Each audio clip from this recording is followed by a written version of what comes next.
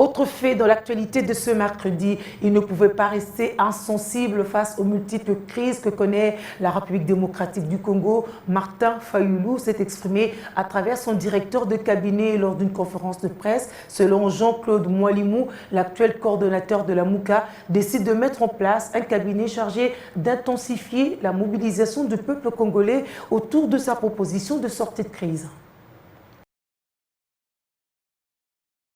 Martin Fayulu met désormais en place une nouvelle équipe après avoir établi un diagnostic de la situation socio-économique et sécuritaire actuelle au pays. Selon le coordonnateur de la MOUCA, ce cabinet va accompagner le peuple congolais dans la conquête de sa souveraineté. Cette nouvelle équipe est composée des femmes et des hommes qualifiés, des dynamiques et des technocrates.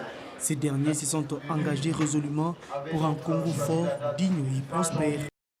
À en croire les directeurs des cabinets de Martin Fayulu, cette nouvelle équipe ne doit pas être assimilée à un gouvernement parallèle, mais plutôt une équipe de combat avec deux axes principaux, à savoir l'axe de gestion sectorielle et l'axe opérationnel. Le cabinet travaillera d'arrache-pied pour intensifier la mobilisation du peuple congolais autour de la proposition de sortie de crise du président élu, de manière à déclencher sa mise en œuvre et permettre aux parties prenantes d'entreprendre consensuellement des réformes institutionnelles profondes, urgentes et nécessaires.